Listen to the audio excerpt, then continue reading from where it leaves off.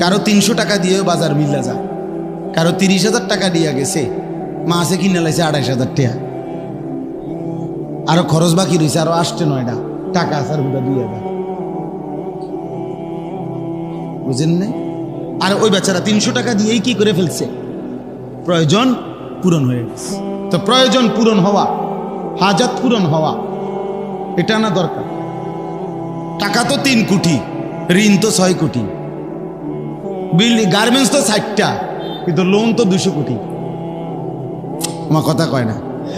হাজার হাজার বড় লোক, লক্ষ লক্ষ কোটিপতি এই দেশে এই সমাজে হাসে কিস্তিতে, কাশে কিস্তিতে, হাঁটে কিস্তিতে, তার গাড়ি, তার ঘর, তার আসবাব, তার বাড়ি, তার বিল্ডিং, তার রুম, তার বাথরুম, তার টাইলস, তার হাসি কাশি সব লোনের উপরে, কিস্তির উপরে, কিস্তির উপরে, সব কিছু, সব কিছু,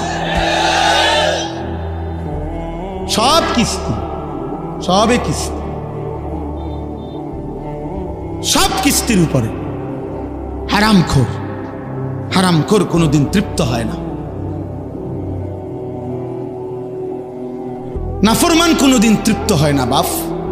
এজন্য চলেন রাত গভীরে সিদ্ধান্ত নেন, আল্লাহকে ভোলা যাবে না। যুবক, আল্লাহকে ভোলা যাবে না।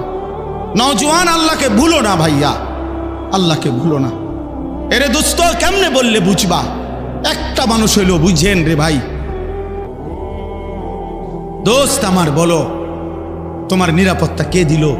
রাত নাই, দিন নাই, একটা সেজদা দেয় না, এক ওয়াক্ত নামাজ পড়ে না, সারা দিন সারা রাত মোবাইলে নারী ছবি, অশ্লীল দৃশ্য আমরা দেখতেছি, হারামের উপরে আছি।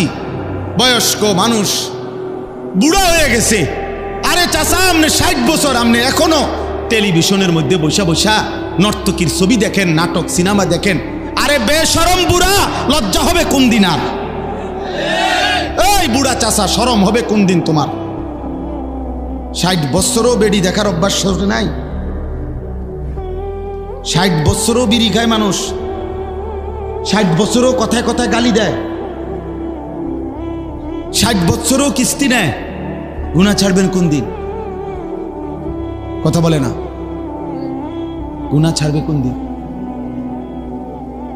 এমন বুড়া মানুষ এখনো প্রত্যেক দিন মনে হয় অফিস টাইম সাদোয়ানে বসা, এটা যেন ডিউটি, উনার সরকারি চাকরি। ২-৪-৫ ঘন্টা নারী ছবি, নাটক, সিনেমা। আর জিজ্ঞাসা করবেন না খবরে না কদ্দুর হুনি, কদ্দুর